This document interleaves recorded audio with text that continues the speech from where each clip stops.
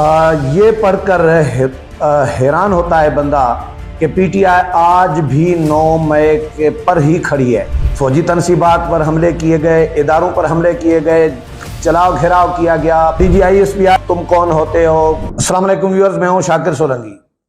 Viewers, 9 मई के हवाले से बात करूंगा और पीटीआई के रद्द अमल के हवाले से कि DGISPR ने जो प्रेस कॉन्फ्रेंस की थी उस पर पीटीआई ने, उमर अयूब ने प्रेस कॉन्फ्रेंस दाग दी है और इमरान खान ने कौम के नाम, अपने समझे यूथियों के नाम पैगाम भेजा है।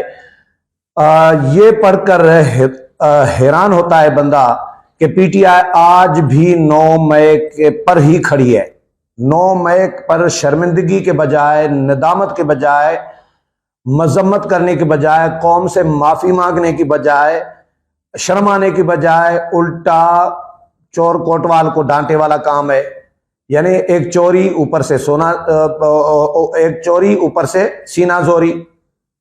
और फौजी तनसीबात पर हमले किए गए, इदारों पर हमले किए गए, जलाव घेराव किया गया, पुरतशद्दुद तहरीक एक माहौल बनाया गया और GHQ पर हमला किया गया। फौज के अंदर बगावत पैदा करने की कोशिश की गई जो नाकाम हो गई। अब इन पर शर्म आने की बजाय, शर्मिंदगी का इजहार करने की बजाय उल्टा इल्जामात लगाए जा रहे हैं पीटीआई की जानिब से।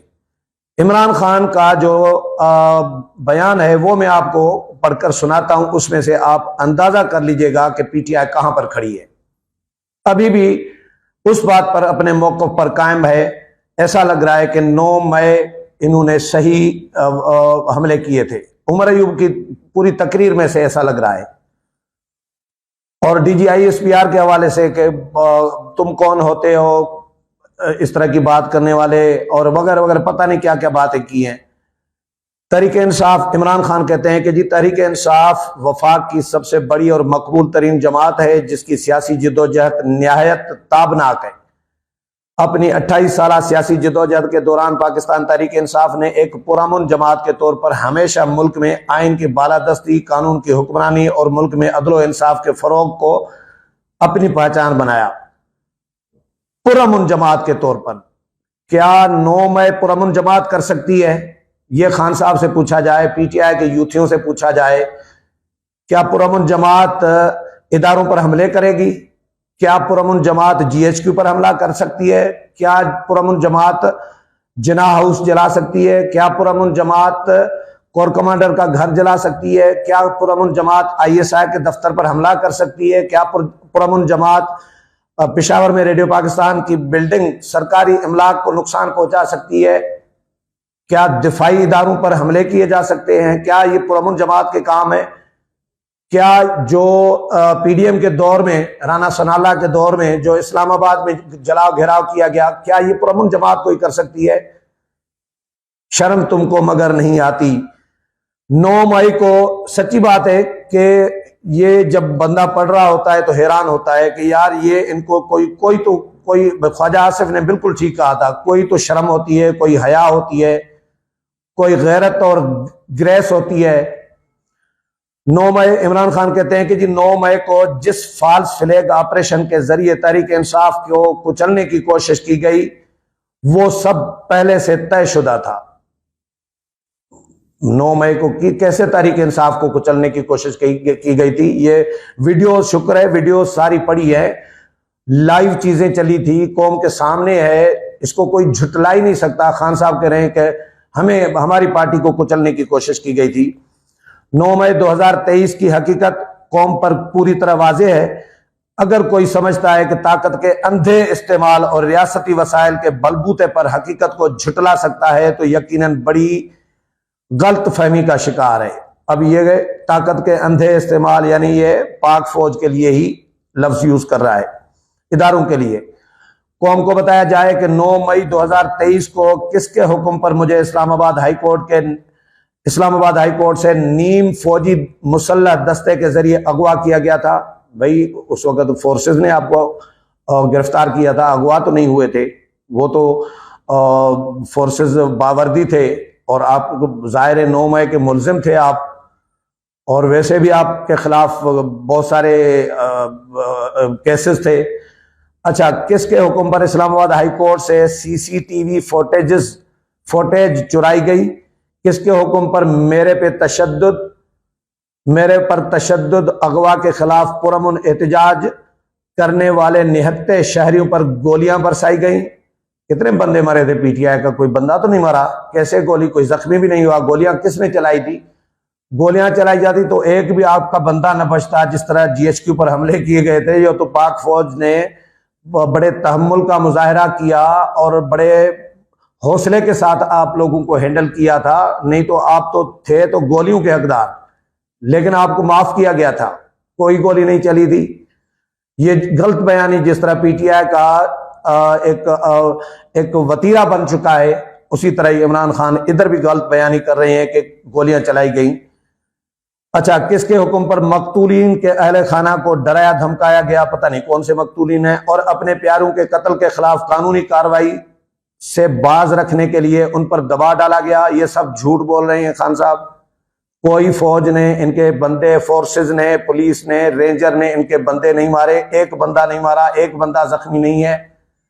ये खुद अपने ऊपर गोलियां बरसा रहे होते हैं। अगर खान साहब खुद अपने ऊपर गोलियां बरसाएं और जख्मी भी ना हो और फिर टांग भी बांध के, ये तो ड्रामा तो करते हैं पीटीआई वाले। अच्छा, किसके हुक्म पर कोर कमांडर हाउस और कैंट की सिक्योरिटी हटाई गई? 9 मई के वाकयात को तारीख के आईने में देखता हूं तो मुझे 1971 के वाकयात से वाज़ेह ममासलत दिखाई देती है। 24 मार्च 1971 को उस वक़्त का हुक्मरान याह्या खान सियासी फरीकैन से मुज़ाकरात के लिए ढाका में मौजूद था, मगर मुज़ाकरात की कामयाबी में हरगिज़ संजीदा न था। 24 घंटों के अंदर अंदर यानी 25 मार्च को मशरकी पाकिस्तान में फुल स्केल फौजी ऑपरेशन लॉन्च कर दिया गया।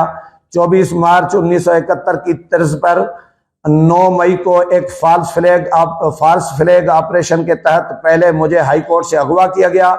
पूरे मुल्क से हमारे हजारों कारकुनान को गिरफ्तार कर लिया गया। पूरे का पूरा रियासती निजाम झूठ और फ्रॉड पर खड़ा है। साबिक चीफ जस्टिस उमर अता बंदियाल ने 14 मई को इलेक्शन कराने का हुक्म दिया तो धरने, एहतजाज और लॉन्ग मार्चेस के जरिए उनको धमकाया गया और मामला जिरगे के सुपुर्द कर दिया गया। जिरगे में यह बात वाज़ेह तौर पर बयान की गई कि नवाज शरीफ तब तक वापस नहीं आएगा जब तक काजी फायज ईसा चीफ जस्टिस नहीं बनता।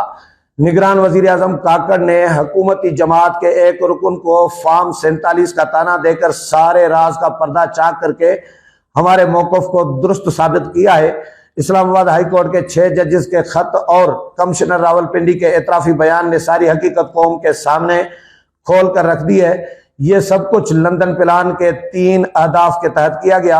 लंदन प्लान का पहला हदफ मुझे जेल में डालना था। लंदन प्लान और ये खान साहब इल्जाम जो लगा रहे हैं, तो खान साहब अपने वजीर आजम बनने की कहानी भी तो खान साहब बताएं कौम को। पीटीआई के पार्टी बनने की भी कहानी बताएं कौम को कि पीटीआई कैसे बनी। आप पहले 17 साल जदोजहद करते रहे तो 200 बंदे भी आपस में मुजाहरे में नहीं होते थे। ये इतनी बड़ी पार्टी किसने बना के दी? वजीर आजम किसने बना के दे दिया? बाजवा को बाप कहते थे आप उस वक्त। तो वो कहानी कौम को क्यों नहीं बता रहे जो दूसरों पर इल्जाम लगा रहे हैं?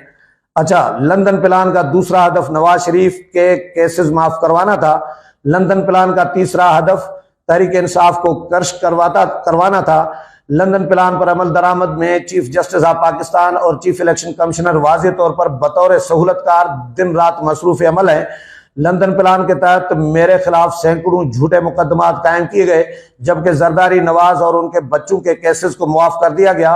मुल्क में मीडिया पर इस कदर पाबंदियां आयद की गई कि कोई आवाज नहीं निकलती। मीडिया पर पाबंदियों के बावजूद गंदम का स्कैंडल बाहर आ चुका।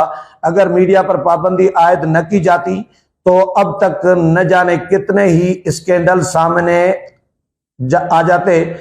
मीडिया पर पाबंदी का खान साहब को तो कहना ही नहीं चाहिए। खान साहब के दौर में 10,000 से जायद मीडिया वर्कर्स बेरोजगार किए गए थे।